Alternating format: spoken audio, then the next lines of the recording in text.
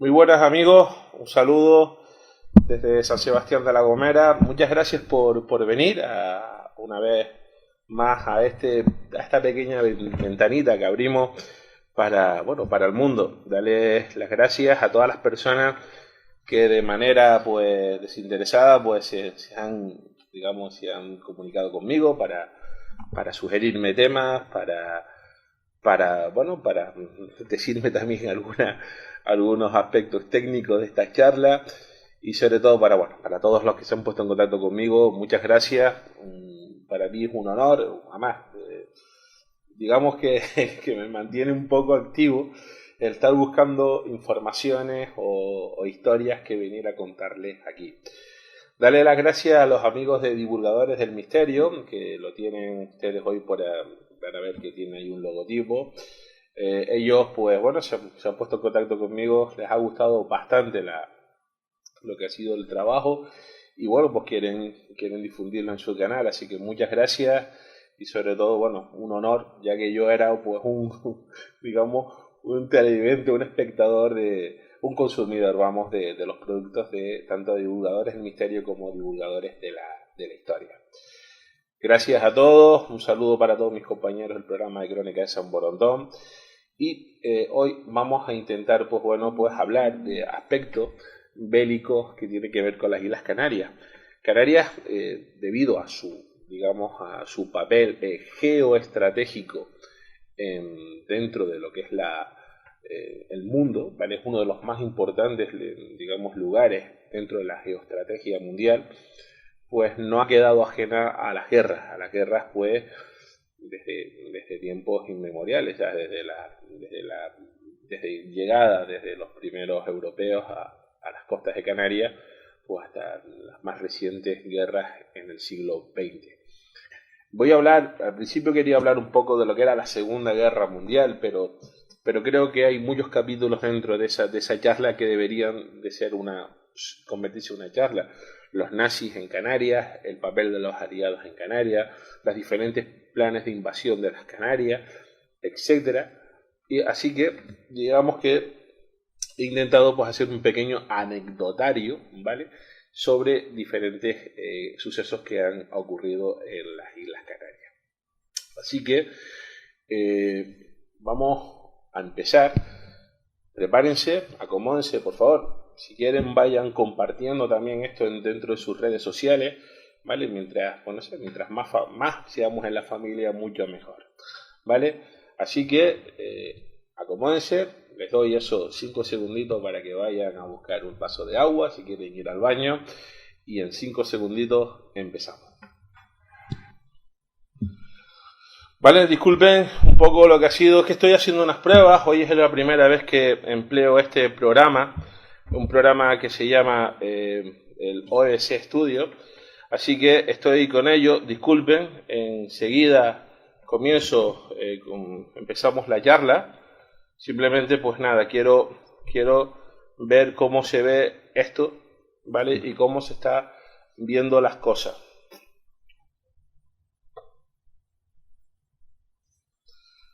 Veo que se va viendo bien, así que hoy vamos a empezar ya nuestra charla con anécdotas de guerras en Canarias.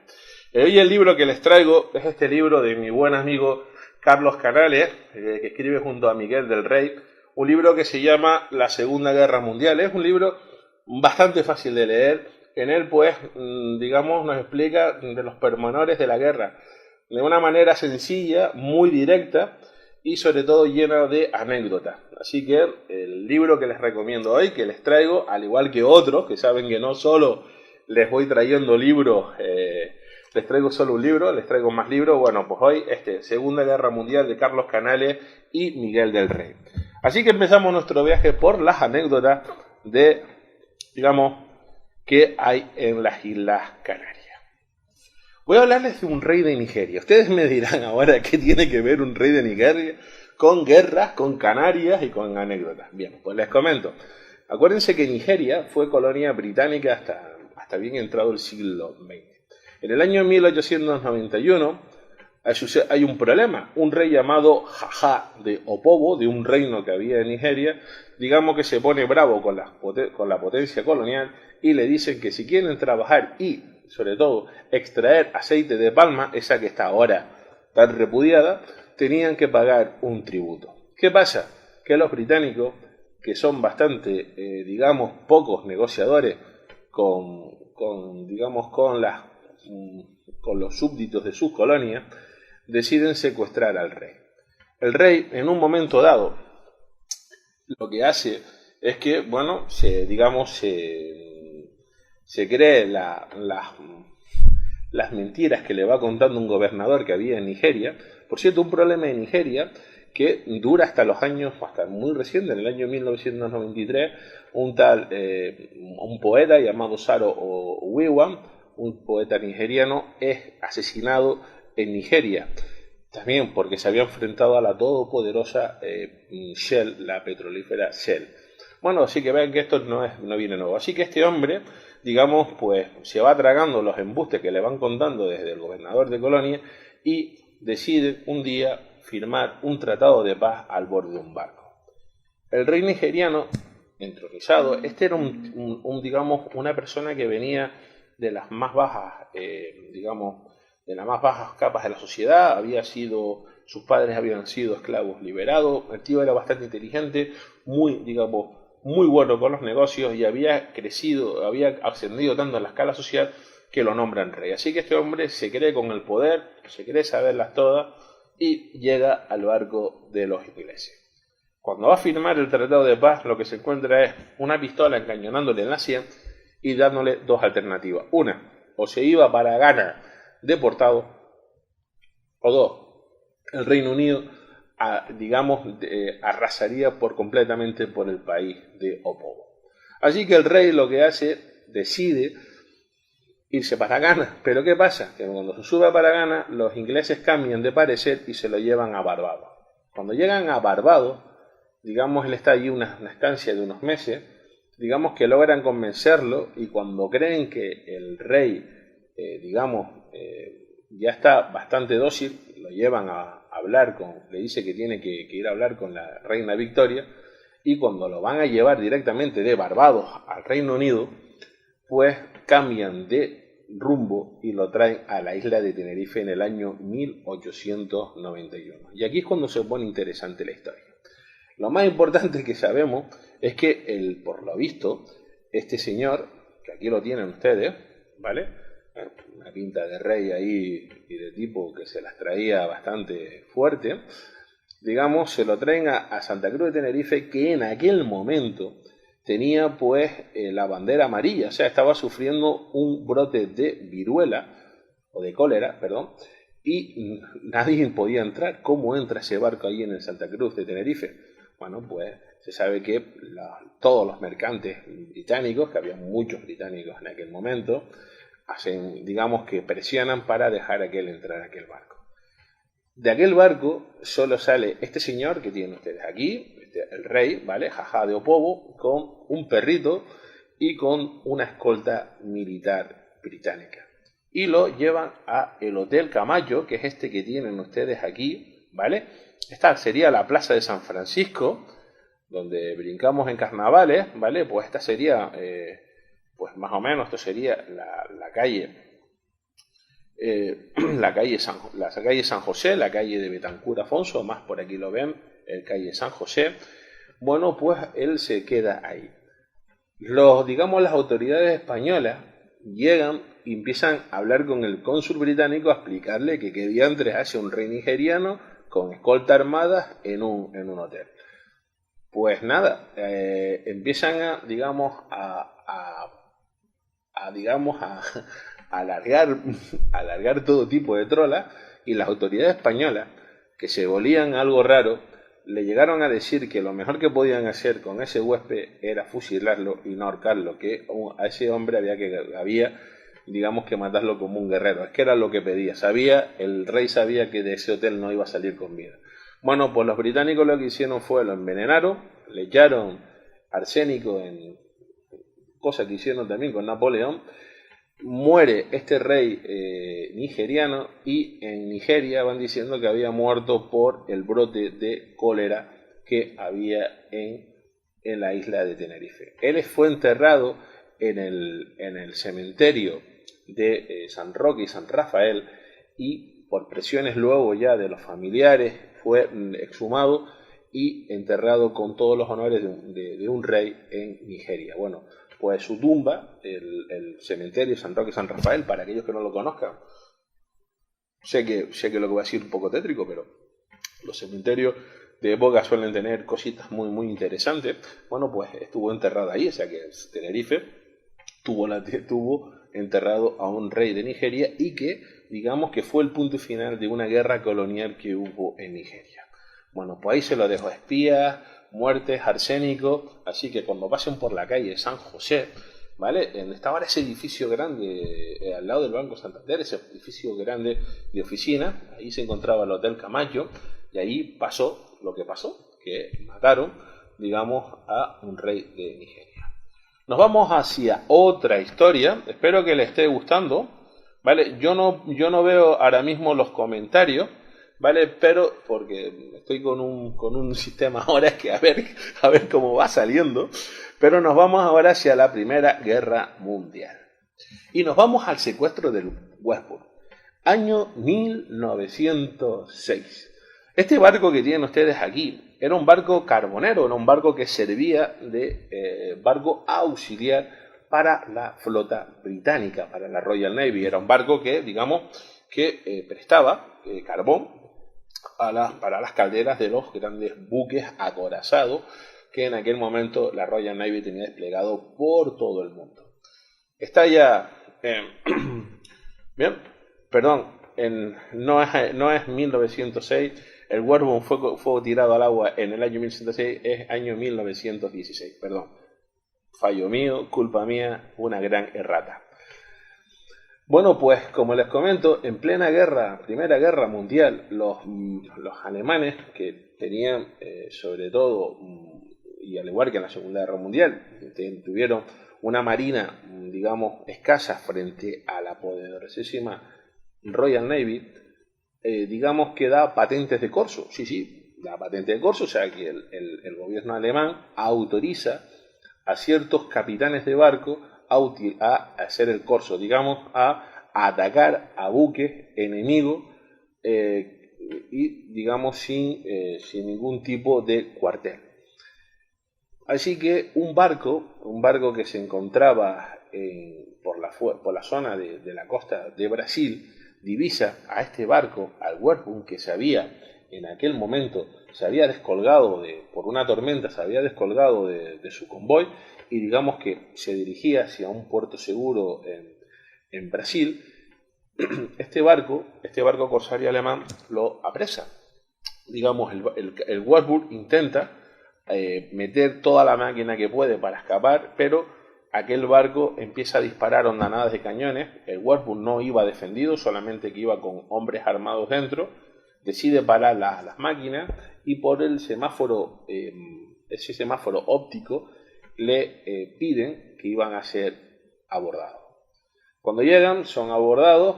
El capitán el corsario alemán, le dicen que están apresados, que los van a llevar a puerto seguro, pero que el barco se quedaría confiscado por el gobierno alemán. ¿Ven? Hasta ahí la cosa bien. ¿Qué pasa? Que los alemanes deciden minar todo el barco, ¿vale? Lo minan, le ponen cargas de explosivas para que el barco no se fugara y en caso de que el barco hiciera alguna maniobra lo echaban a pique. Para más INRI pasan a tripulaciones, digamos, de otros barcos que habían apresado, barcos italianos, habían barcos españoles, habían barcos mexicanos y pasan a toda la tripulación todavía para poner, rehenes dentro de ese barco y para que el capitán ni los marineros británicos hicieran ninguna estupidez. Así que se dirigen hacia el puerto de Santa Cruz de Tenerife. Al llegar a Santa Cruz de Tenerife, las autoridades británicas ven pasar un barco suyo, pero con pabellón alemán a toda máquina, y digamos, se establece por fuera de San Andrés. Las autoridades británicas, el cónsul y etcétera, y armadores de barcos empiezan a preocuparse, se ponen en contacto con las autoridades españolas y estas intentan averiguar toda la información que tienen. Al rato aparece por atrás el barco corsario alemán que sí entra en el puerto de Santa Cruz de Tenerife y expone lo ocurrido. Bueno, la foto que ven ustedes es el desembarco, ¿vale? El desembarco que se produce en las Teresitas. Se baja a toda la población, a toda la tripulación británica, se baja completamente a todos los prisioneros. A cada prisionero de cada país se le pone en contacto con su cónsul, a los españoles se le pone en contacto se quedan bajo el gobierno civil, y el barco, este barco, el Washburn, se empieza a desaguar caldera y empieza a ser remolcado hacia las afueras de la Punta de la Gaviota, y es ahí donde es dinamitado, y esta es la foto en la que ven a los marineros alemanes desembarcando del barco para echar a pique este barco. Hoy este barco es un pecio bastante, digamos, conocido por los submarinistas. Tiene bastante, digamos, para ir ahí tienes que tener bastante pericia y bastante técnica, pero es un pecio que pueden ustedes encontrar si teclean Google, ponen Washburn, van a ver muchas fotos submarinas de este cañonero. Todavía prestó el Washburn un servicio más, que fue que la carretera que va a unir San Andrés con Santa Cruz, con la dársena, que fue, digamos, trabajada por máquinas a vapor, se utilizó las cargas de carbón que llevaba este barco dentro, se pudo rescatar y, digamos, se utilizó para ese menester. Bueno, pues ahí tienen el Washburn, un capítulo de la Primera Guerra Mundial en aguas de Santa Cruz de Tenerife. Bueno, espero que les esté gustando. No sé cómo lo van viendo ustedes.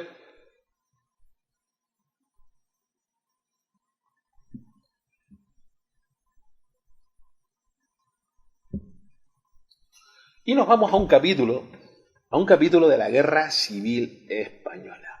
Este capítulo me lo contó mi querido y buen amigo José Luis Hernández.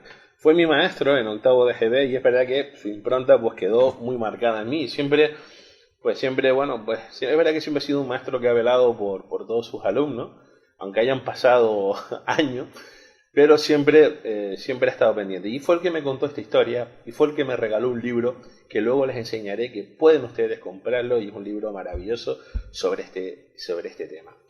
Es La fuga de Villa Cisnero en plena Guerra Civil Española. Y acontece el 14 de marzo de 1937. Bien, hasta este campo, ¿vale? Este campo en Villa Cisnero se llevan, digamos, a los que se les consideraban los presos políticos más peligrosos que se tenía en la provincia de Santa Cruz de Tenerife. Digamos, primero se les aísla, luego se les transporta a Las Palmas de Gran Canaria, de ahí a Fuerteventura, y se decide llevarlos a Villa Cisnero en el protectorado, en la colonia española de El Sáhara.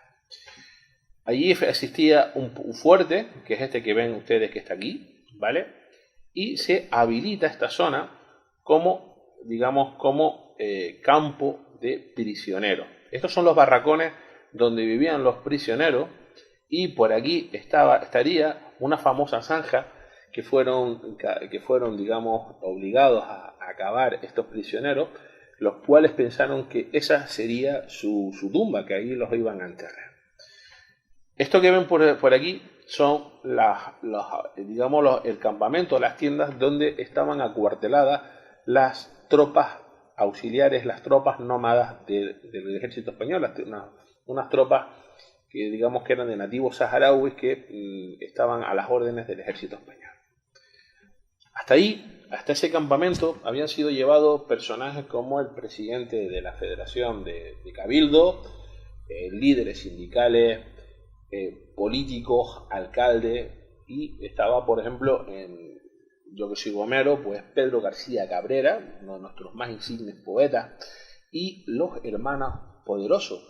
Luis Niebla el Poderoso, sobre todo, es el que, digamos, el que destaca.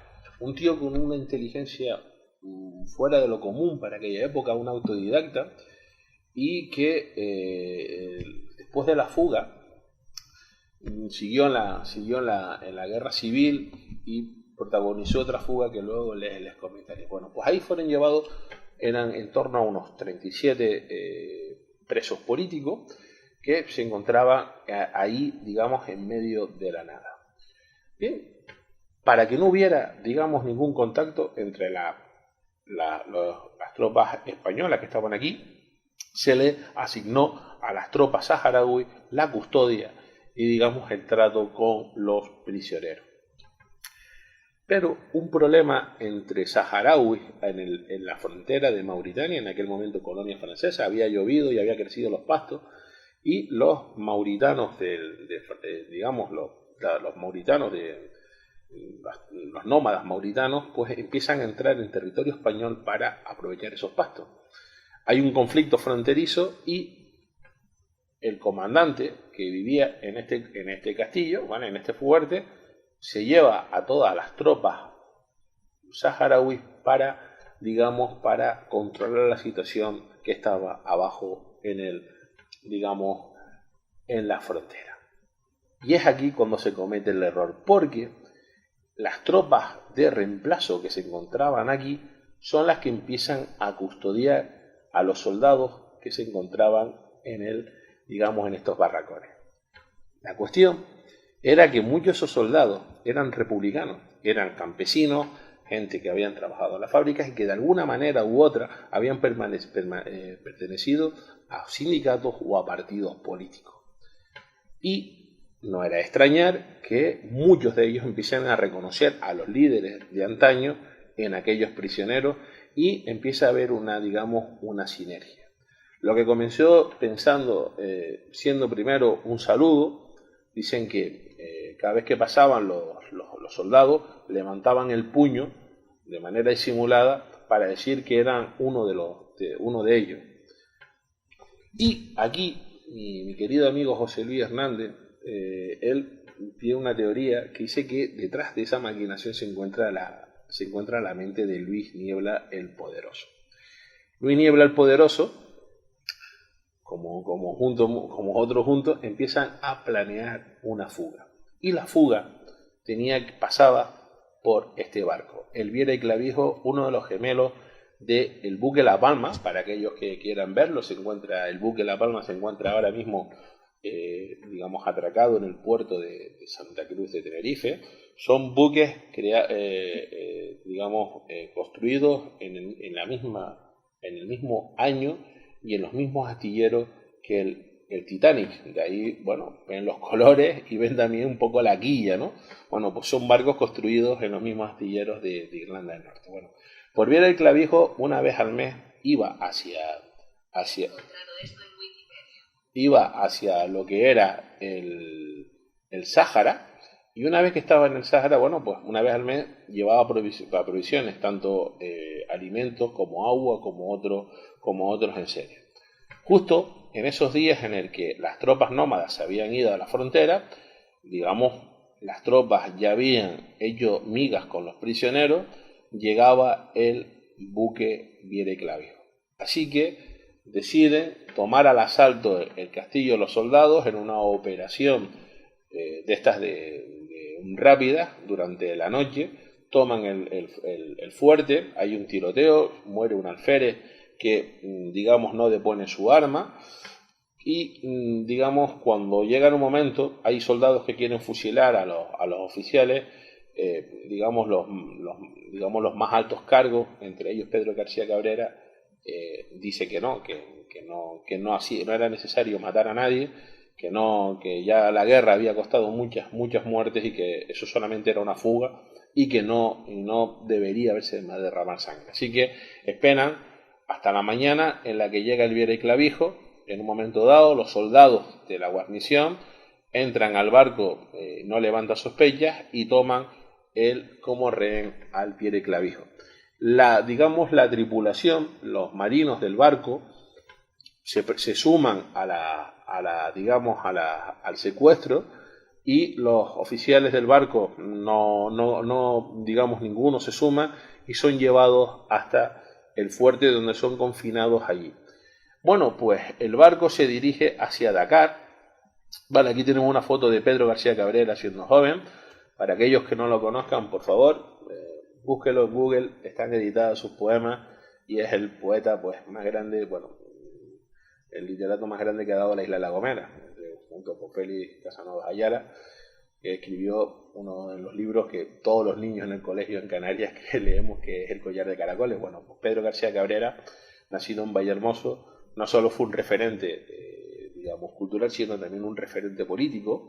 Y Pedro García Cabrera, esto es otro apunte, cuando se fuga, llega a Barcelona y entra dentro del servicio secreto de la República, y es herido en un accidente de tráfico en Jaén, y prácticamente se pasó toda la guerra civil en cama. Llegó a fugarse hacia Francia. Pero seguimos con la historia, ¿vale? Estos son los soldados que habían llegado a Dakar, porque la idea era llegar hasta Dakar con el barco. Una vez en Dakar, pedir auxilio, auxilio político, y de ahí, pues, Francia, ellos no quieren ser deportados a Francia, sino que los dejen en un puerto republicano, son llevados hasta Barcelona. Estos son los soldados, ¿vale?, que se fugaron, que se fugaron con los presos. ¿Vale? Este es el primer libro que les quiero recomendar, Villa Cisneros 1977, La gran evasión de los antifascistas canarios, por José Manuel Hernández, este señor, que también fue concejal en la Orotava. Bueno, pues escribió un libro, y un libro que lo pueden encontrar en cualquier librería, y un libro altamente recomendable, porque este libro es una investigación exhaustiva de lo que pasó. Muchos fueron llevados, vuelven a Barcelona, entran, y algunos son apresados luego ya a la caída cuando llegan a Alicante, entre ellos los hermanos Niebla. Los hermanos Niebla son encerrados en un campo en Elche, en un palmeral, y como ellos eran hijos de Arures y guaraperos, pues se escaparon saltando de palmera en palmera hasta llegar a Francia. Muchos años más tarde, la familia, pensando que habían muerto a la guerra, oyeron pues mensajes a través de la radio pirenaica, aquella radio que emitía desde Bucarest y no detrás de los Pirineos, mandando mensajes a sus familiares. Bueno, pues este libro es interesante porque habla de la fuga, de cómo asaltan cómo lo planean, asaltan el castillo, dejan a todos allí pues encerrados hasta que llegaron el comandante del sur del Sáhara, y cómo secuestran el barco. Y la primera constancia, este libro fue el que me regaló José Luis Hernández, con el que me enteré. Lo escribe José Rial, y se hizo pasar por José Sajareño. Lo que hizo fue una crónica periodística en la que no da nombres, y sobre todo él se pone un seudónimo porque fue editado en el año 1937, y lo que no quería era dar pistas dar pistas de personas o de familias, y que pudieran ser pues represaliadas por los franquistas. Bueno, pues como le comento, es una historia que se hizo muy famosa, fue una historia muy propagandística por la parte de la República, e incluso una famosa frase de la pasionaria pues ponía rúbrica, ¿no? Le decía: Caipo, cierra las aulas que se te escapan los canarios. Bueno, pues esta historia, muy poco conocida, y es una historia pues bastante interesante, la fuga de los canarios en el Sáhara por un secuestro de un barco y todo. Y nos vamos a la operación Warden. Es otra rata, ahí se me fue una R, que se llama Warden, y esta operación tiene que ver mucho o muchísimo con el desmantelamiento de barcos que aprovisionaban a submarinos nazis en la Segunda Guerra Mundial. Ya nos vamos a la Segunda Guerra Mundial.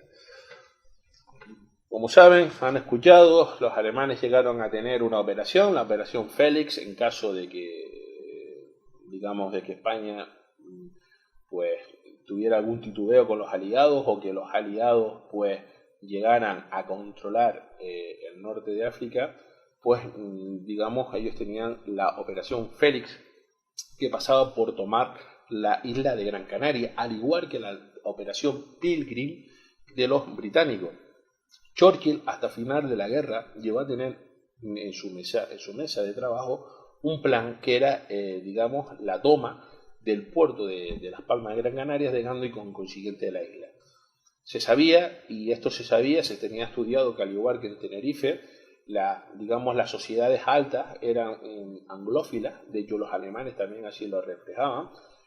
De hecho, solo haría que falta ahora mismo de ir a cualquier supermercado, ahora que los que puedan salir, mirar cuántos productos británicos tenemos en nuestra estantería, viene de esa época, de esas relaciones culturales y comerciales, y pues pensaban que podía ser fácil. Bueno, pero ¿por qué querían tomar Canarias? Pues lo mismo que les comenté al principio. Esto era un lugar estratégico y sobre todo protegía y defendía el paso de los convoyes desde Sudáfrica hacia el Reino Unido, a través de bases en Monrovia y una base en Canarias.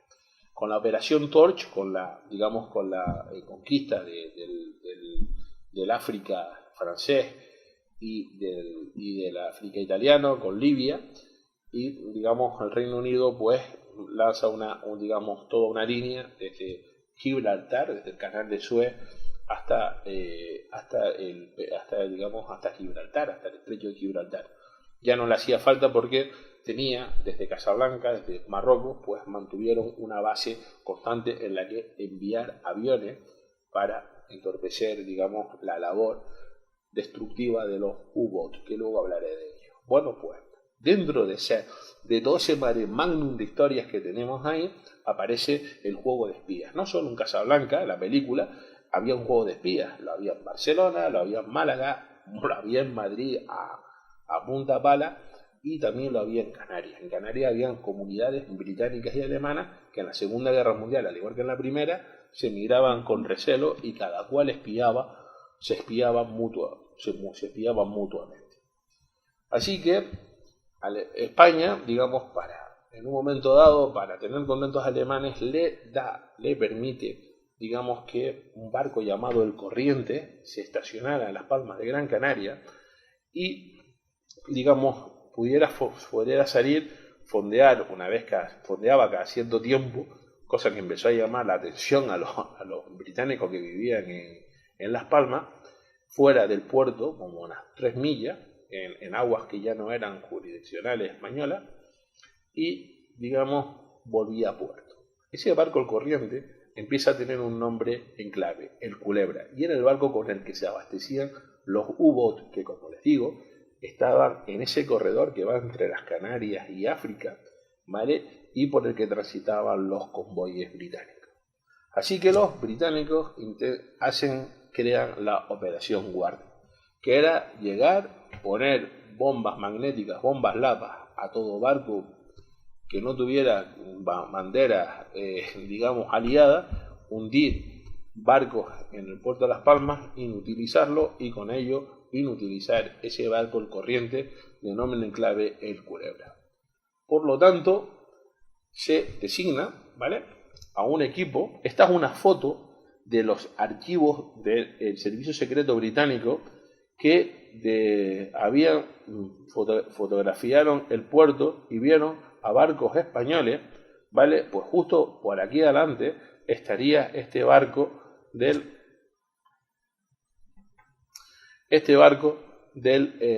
el Culebra, estaría más o menos aquí. Bueno, pues ellos ven barcos españoles, barcos alemanes, y desembarcan en Las Palmas a un equipo de unos 8 miembros del SOE, de los servicios, digamos, de los comandos especiales, de los boinas verdes, o como quieran ustedes llamarlo, del ejército británico. Pero esta particularidad es que vinieron polacos. Los polacos vinieron en un barco clandestino, habían embarcado en Escocia, a través de el barco no había parado en Escocia, sino van en un bote, suben en el barco y llegan hacia Puerto Canario. Ahí se desembarcan, dicen que bueno, el barco tiene un problema que hay que solventar, y estos empiezan a sacar fotos y a ver la manera de hacer lo que les había comentado, volar el puerto y utilizarlo. La idea era salir a escape por un barco danés, un barco que se había fondeado allí, era tomar el barco e ir hacia Puerto Seguro lo más rápido posible. Gibraltar, Monrovia o Sudáfrica, donde fuera, y que estuviera alejado de cualquier, digamos, del alcance de los aviones o de los U-8. Así que una vez que están allí y están ya a punto de apretar el plan, este plan llamado Warden, no Warren, los Warren son otra que hablaremos algún día. Cuando están a punto ya reciben un telegrama codificado en el que tienen que abortar la misión. Tenían miedo porque los servicios secretos españoles habían detectado este tipo de maniobra y habían colocado, suficiente soldados y material en el campo de Gibraltar. Los británicos tenían miedo de que este caso provocara la guerra entre España y el Reino Unido y España tomara al asalto Gibraltar, perdiendo pues un punto estratégico importante. Así que en ese momento se aborta y las autoridades españolas lo que hacen es un poco a la vista gorda, permiten que los polacos para el servicio del servicio británico entren en los buques y se vayan directamente para el Reino Unido. Y ahí quedó esa operación Warden, que casi de haberlo llevado, pues no sabríamos ahora mismo las consecuencias que pudiera haber llevado. Espero que les esté gustando, espero que estén atentos porque seguimos con más historias aquí en este canal, ¿vale? Espero que les esté gustando y un saludo. Yo voy a beber un poco de agua.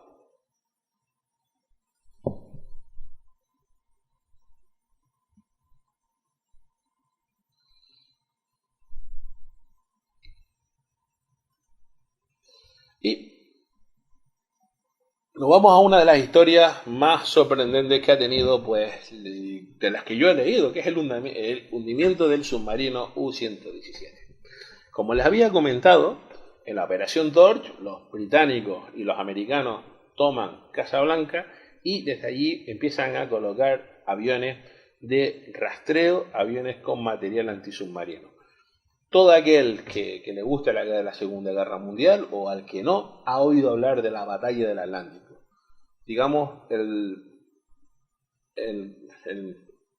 El almirante Dönitz había decidido, en un momento dado, antes de la guerra, los alemanes tuvieron sobre la mesa 3 modelos: acorazados, buques ligeros o submarinos.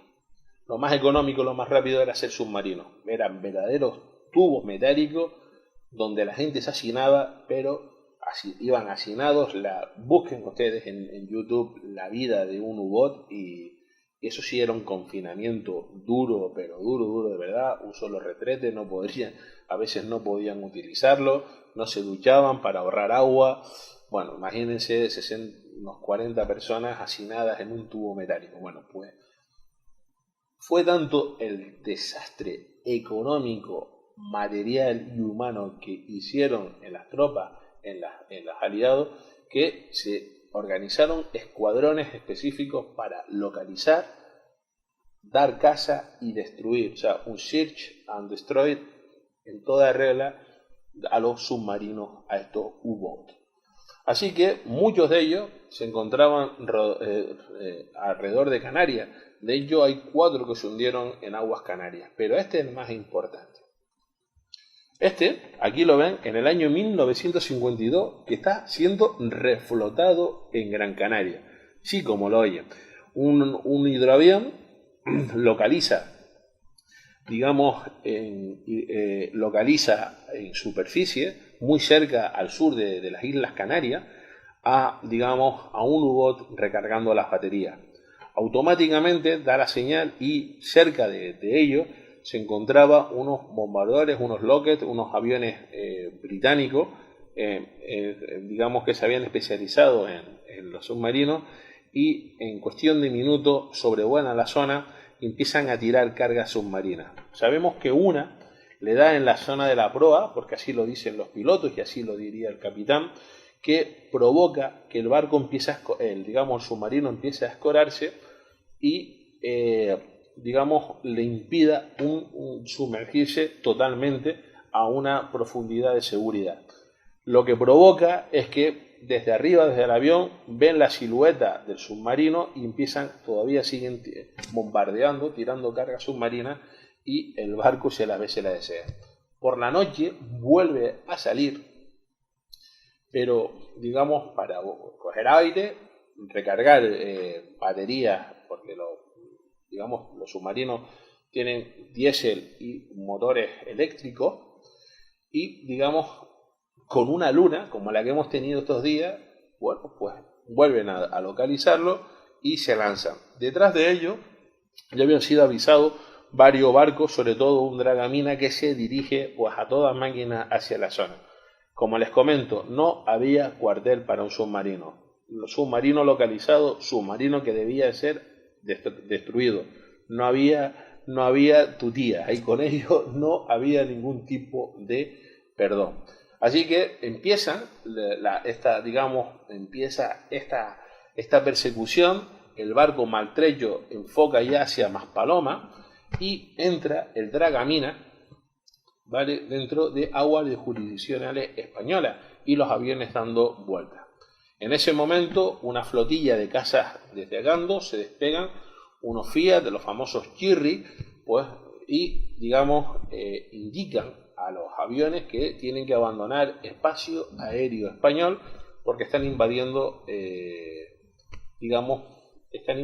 pues en ese momento, pues, espacio de un país neutral.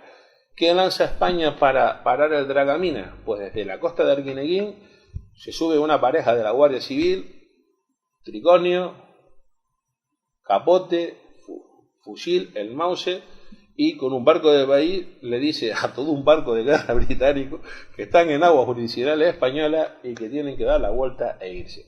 Los ingleses ven impotente como el submarino maltrecho va llegando hacia la costa, sigue navegando paralelo a la costa de Gran Canaria, intentan reparar y sobre todo tapar las vías de agua que tienen, pero en un momento dado el submarino empieza a escorarse y empiezan a pedir auxilio. En ese momento, barcos pesqueros de la zona se lanzan y empiezan a recogerlos y a llevarlos hacia Gran Canaria. Bueno, aquí tienen ustedes los marineros del buque alemán, el submarino, ¿vale? Muchos tienen ropa del ejército español, porque allí cerca de Arguineguín, de San Agustín. También les invito a que cuando podamos salir, vayan por las costas y vean varios búnkeres. Aquí en San Sebastián de la Gomera quedan los restos de uno, en Playa Santiago quedan, sé que hay uno sepultado por la zona de Cuevita, queda otro por la zona donde está ahora mismo el Club Laurel, las trincheras, etcétera, vienen porque Franco, mandó a militarizar toda la costa esperando una posible invasión aliada, en aquella que les conté Pilgrim. Bueno, pues había un retén de soldados en Maspaloma que le deja esta ropa y, pues bueno, pasar un par de días. Son llevados hacia Las Palmas. No había en aquel momento las autopistas ni las carreteras que hay ahora, y la manera más rápida era llevarlos a través de un remolcador que es llevado hacia Las Palmas de Gran Canaria. De allí está el barco El Corriente, ¿se acuerda que les comenté? Allí pasan la noche, están allí, se les da ropa, se les da dinero, pueden salir por Las Palmas siempre protegidos, porque tenían miedo de que los servicios secretos británicos se los llevaran. Recuerden que en aquellas épocas los aliados ansiaban tener la información de una máquina llamada Enigma, una máquina que fue entregada al a las autoridades españolas por el capitán para que las protegiera, y se encuentran y son de las máquinas Enigma originales que todavía se conservan en el mundo. Varias las tiene España y una de ellas que se encuentra pues viene de este buque, del U-117. Si alguien quiere verlo, por favor, tienen una réplica exacta en el Museo Militar de Santa Cruz de Tenerife, museo al que recomiendo que tienen que ir. Hay demasiada historia dentro de esos muros, y una vueltita, además un cafecito ahí en la cafetería con las vistas sobre el muelle, pues para una mañana domingo viene muy que bien. Bueno, pues ahí está la máquina Enigma. Bueno, pues como había miedo de que se los pudieran llevar, bajaban con protección. Así que este barco, este buque, digamos, se permanece en el fondo. Digamos, los alemanes son entregados a las autoridades alemanas, que lo van repartiendo en los submarinos, en diferentes submarinos que van apareciendo por Las Palmas para llevarlo hacia Alemania de nuevo. El capitán es el último que se va. Al capitán se le da un nuevo buque, y el capitán, años más tarde, pues se iría a vivir al sur de las historias de la vida. Se va a vivir hacia el sur de Gran Canaria, y pues bueno, como muchísimos alemanes que optaron por tener su segunda residencia aquí en las Islas Canarias. Bueno, pues esta es la historia del submarino. Vale, aquí ven ustedes lo que es un U-Boot. Este U-Boot, como les comenté al principio, fue reflotado en el año 1952. Digamos, se intentó ver qué se podía hacer con él. Se quiso vender al Estado Nuevo de Israel. Se intentó vender a varios países latinoamericanos. El buque estaba ya prácticamente en siniestro total, y la sorpresa que mantenía dentro era que todavía guardaba tres torpedos sin espoleta. Eran 3 torpedos que del momento que salieran para destruir o para perderse. No eran submarinos con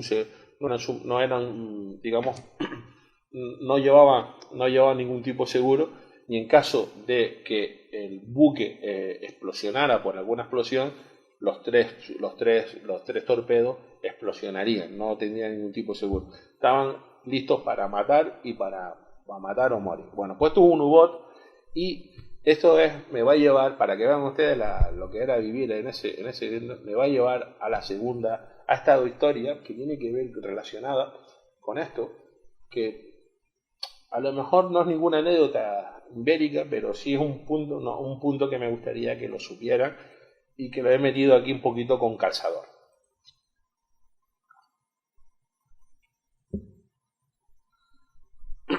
¿Vale? Y es el búnker de Santa Cruz, en la montaña a la altura, ¿vale? Si nos ponemos en la plaza de España, ¿no? y miráramos hacia la plaza de la Candelaria, a mano izquierda tendríamos el auditorio Adán Martín, y hacia la derecha, ¿vale?, tendríamos donde está ahora mismo el Club Náutico y la dársena, bueno, pues hacia la norte, etcétera. Bueno, pues ahí se encuentra una montaña que es donde está la cruz luminosa, se llama la montaña a la altura. Pues bueno, pues esa montaña está horadada por diferentes búnkeres. Bueno, esta foto fue sacada de una investigación que hizo Tinerfe Fumero, periodista del diario Aviso, y en ella hay como 3 grandes galerías de unos 170 metros por unos 9 metros de alto, y una serie de pozos que bajaban hacia la tierra, y sobre todo aquí más o menos esta galería que ahora mismo está toda ciega, se tuvo que digamos frenar. Esto que estaría aquí, ¿vale?, que es esta escalera, es una chimenea para ventilar la zona, y sobre todo también serviría, que lo vieron ustedes aquí, para una posible salida de emergencia. Digamos, hay muy poca información sobre esto, pero se cree que la obra estaba inacabada, faltó dinero, los alemanes no quisieron enviar dinero, porque debería haber tenido como 2 grandes salidas hacia el mar donde pudieran entrar submarinos U-Boot. Esa es una teoría. España tampoco le hacía falta tener este tipo de búnkeres para suministrar combustible o alimentos a los submarinos. Lo que sí es verdad que en la Segunda Guerra Mundial las autoridades portuarias habían cedido varias extensiones para acorazados, etcétera, y como les repito, se pensó que en caso de que se inutilizara el puerto de Las Palmas, pues pasar el arsenal, todo lo que era la armada, toda la flota, pasarla hacia Santa Cruz de Tenerife y crear un complejo subterráneo con un acuartelamiento para infantes de marina, con otro acuartelamiento para marinos y con, digamos, con todo tipo de dependencias, hospitales, farmacias, una especie de economato, etcétera, que mantener pues, a una población bajo tierra o bajo montaña. ¿Vale? España de esto sabe, de hecho en la República se ha trabajado debajo de lo que es la Plaza España, entre donde está ahora mismo el cuartel de la Armada, que se encuentra justo enfrente del Banco de España, y el cuartel general de la Armada. Debajo hay un montón de túneles y de bóvedas de seguridad y para, en caso de bombardeo, etcétera, pues hacer vida por debajo de tierra. Bueno, pues esto estaba preparado para eso. Para que vean que el tema de los U-Boats, que a veces no nos tenemos que ir hacia otras teorías, o sobre todo a la Casa Winter, que da mucho juego, sino que en Santa Cruz, ¿vale? Pasando por allí, o sea, cuando van a caminar o pasear y miren la montaña, justo donde está ahora mismo, hay una serie de frente de Paso Alto, y hay una serie de casas allí, que está hay un edificio alto con la cafetería, ahí, pues justo por ahí era donde tenían que tener estas entradas, ¿vale? Para los submarinos. Lo que se hubiera buscado luego a ver la manera cómo se va para San Andrés o cómo se hubiera ido hacia las Teresitas, ¿vale?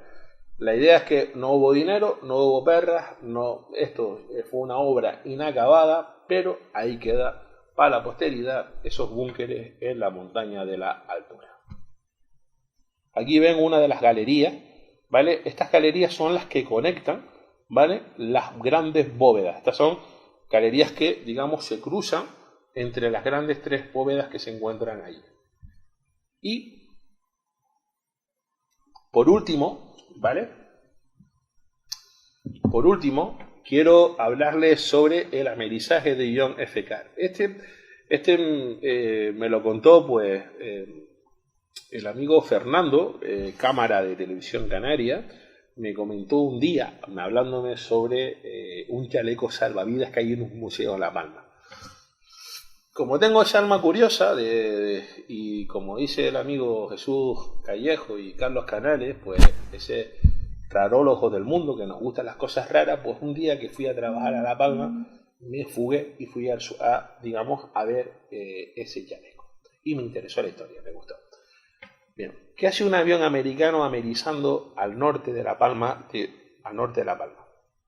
Tenemos que hablar, y esto hay que decir, que por lo menos en 45 ocasiones las baterías antiaéreas de Las Palmas de Gran Canaria y de Santa Cruz de Tenerife dispararon al menos en más de la mitad de las ocasiones contra aeroplanos aliados. En otras solo daban, digamos, disparos de advertencia, pero en otras dispararon a dar. Lo que hacían eran que los americanos, y esto la historia de España lo saben bien, ya hubo un Maine que fue hundido en la bahía de Cuba, que empezó la guerra de Cuba. Los americanos, digamos, intentaban provocar a las autoridades españolas para que forzar una guerra y con ellos poder invadir Canarias. Repito, Canarias era un lugar estratégico importante. Sí, lo sé, aunque no lo crean, los aviones entraban al espacio aéreo español de un país neutral para, digamos, hacer sus vigilancias cuando no podían hacerlo y se acercaban demasiado o sobrevolaban ciudades como Las Palmas o Santa Cruz u otras localizaciones en Canarias. Bueno, pues en 45 ocasiones, como les comento, abrieron fuego contra objetivos aliados. Está el caso del 2 de noviembre del año 1942, en el que se fue mucho más allá y un avión, un Catalina, uno de los hidroaviones un hidroavión americano dispara contra dos cazas que habían despegado de Ganda para, digamos, expulsarlo del espacio aéreo. Eran épocas en las que no existían radar, o sea, simplemente era por observación, veían o escuchaban el motor, este no es nuestro, despegaban aviones, ¿vale? Despegaban como pasaría ahora mismo, que despega un caza de Gando para interceptar cualquier aeronave desconocida que entrara en el espacio aéreo español correspondiente a las Islas Canarias. Pues en este caso, pues bueno, pues este avión americano abre fuego y los dos cazas, digamos, uno de ellos, digamos, sirvió de señuelo, mientras que el otro se puso en la parte de atrás, en la cola, disparó y impactando sobre todo en el motor y en la cola. El avión tuvo que amerizar, cayó en aguas. Ya el avión americano intenta regresar hacia Marruecos y se cae al agua hasta que fue salvado. En aquel momento las autoridades americanas tuvieron que excusarse porque habían violado el espacio aéreo de un país neutral y España hizo lo que hubiera hecho otro país.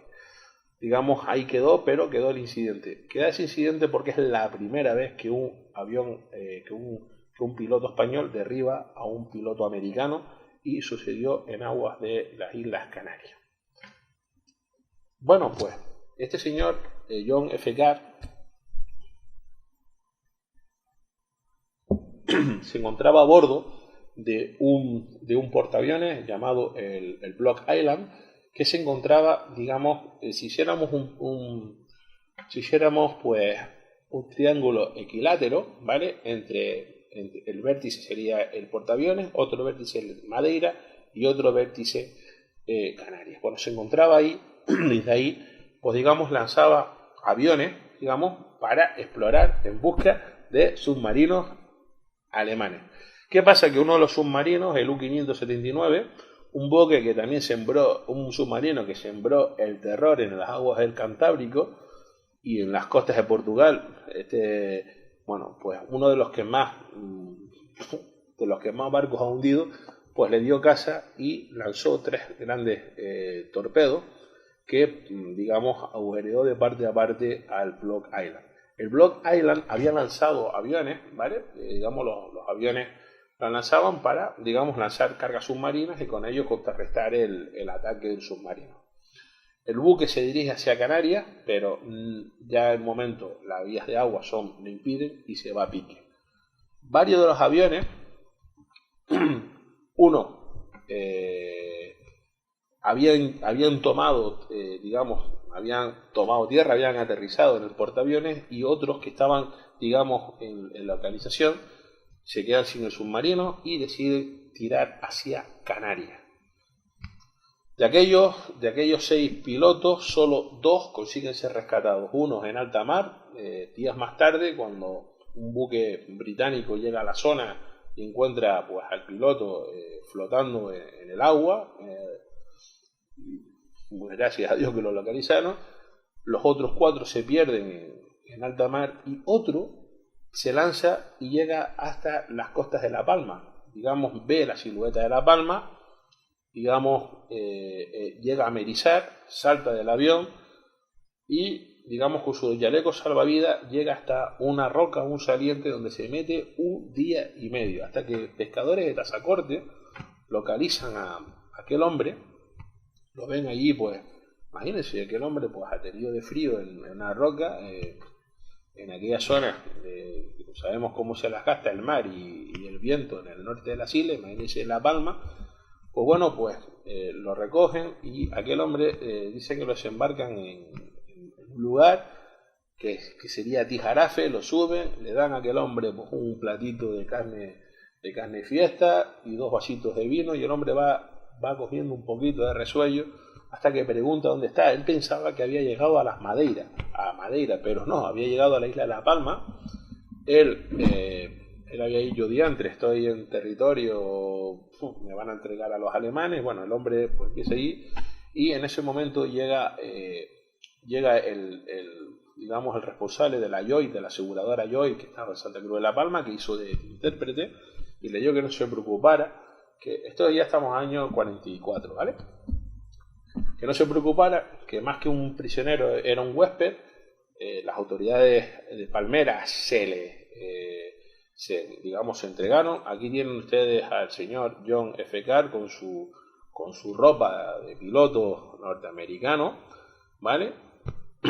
Digamos, pues bueno, le enseña la isla, él está por allí, pregunta cosas, y en un momento dado, cuando viene uno de los barcos, ya viene un barco de provisionamiento, un barco en el que le lleva hacia Santa Cruz de Tenerife, de Santa Cruz de Tenerife Las Palmas, y de Las Palmas hacia Gibraltar, llega hacia la península ibérica, y allí lo entregan a las autoridades británicas en Gibraltar.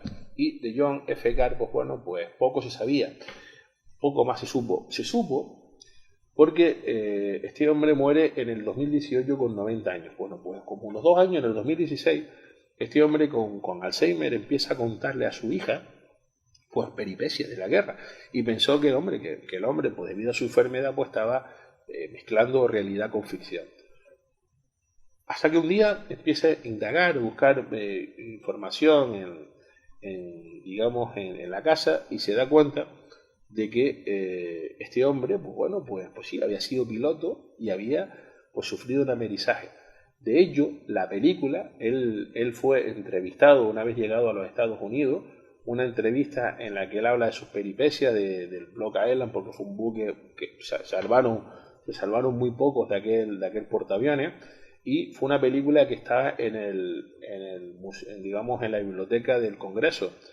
Bueno, pues se siguió indagando hasta que un escritor palmero, un periodista, quería contar aquella historia del americano en Tijarafe, se puso en contacto, empezaron a cartearse, y esta mujer donó a La Palma, que se encuentra hoy en el museo, que se encuentra en el barco de piedra, ¿vale? Se encuentra pues este chaleco que está aquí, ¿vale? Esta foto la saqué yo estando allí, más esta foto, ¿vale? Que es la foto que entregó a la familia, y aquí en este lado ven ustedes la foto de todos los pilotos del Block Island, ¿vale? Aquí lo ven ustedes, todo lo que son los pilotos, y de los cuales solo se escaparon 2, y recortes de periódico. Bueno, pues ahí queda. En La Palma se encuentra pues el primer y el único piloto norteamericano apresado por las autoridades españolas. Bueno, que apresado no, más bien ya España sabía que el mundo sabía que los alemanes le quedaban 4 telediarios, y ya España estaba haciendo, el gobierno de Franco estaba haciendo lo que era pues alguna, digamos, ¿cómo les podría yo comentar esto? Estaba pues lanzando una especie de buenas intenciones al gobierno norteamericano, ¿no? Algo que se transformaría ya en los años 50 con Eisenhower. Bueno, aunque no lo crean, España también, con todos los incidentes con los aviones americanos, y para evitar que los americanos pues invadieran las Canarias y que aquí se armara pues un pitote padre, permitió a los aviones norteamericanos repostar en Gando y en Tenerife Norte, en los rodeos, en contadas ocasiones. Así que digamos ya como una especie de intentar suavizar el tema, y que los americanos pues no tuvieran como objetivo ninguna invasión de Canarias. Bueno, algún día, si quieren, podemos hablar sobre invasiones de Canarias, sobre planteamiento, podemos hablar desde los americanos en el 98, los franceses en la guerra de independencia, etcétera. Pues podemos hablar de invasiones, o de, digamos, invasiones no, sino de teorías y de operaciones que se llevaron a cabo. Yo espero que les haya gustado. He intentado pues ser breve. Espero que se me haya escuchado, que se me haya visto bien. Espero que este nuevo artefacto que hemos colocado pues haya funcionado, y que se haya podido ver bien las imágenes. Para mí, como siempre, es un placer estar aquí con ustedes, hablarles de historia, contarles historia. Así, eso es lo que me dedico. Como saben, soy guía de turismo, y le quiero mandar un saludo especial a todos mis compañeros que me están viendo. Decirle que saldremos de esta, y saldremos de esta todos juntos. A todos ellos y a todos ustedes, muchas gracias. Para mí ha sido un placer. Y desde San Sebastián de la Gomera, desde de este rinconcito del Atlántico, darles un saludo. Queda menos para que nos podamos ver y podamos abrazarnos. Muchas gracias por su atención y hasta la próxima semana, en la que espero pues traerles algún tema nuevo. Me han propuesto brujería en La Gomera, ovnis en Canarias. Me han propuesto, sí, de las que me he propuesto son de las que más o menos hablarles sobre el tema de la piratería. Y así que cualquier cosa, por favor, tienen en contacto en Facebook, me pueden mandar ustedes sugerencias, críticas también, que con las críticas pues nos ayuda a crecer y digamos a mejorar. Así que estoy aquí a su disposición. Gracias por su atención, muchas gracias y hasta el sábado que viene. Un abrazo a todos los telespectadores también de Divulgadores del Misterio. Muchas gracias por estar ahí, por verme. Mi nombre, Carlos Jesús Pérez Simanca, desde La Gomera. Un abrazo.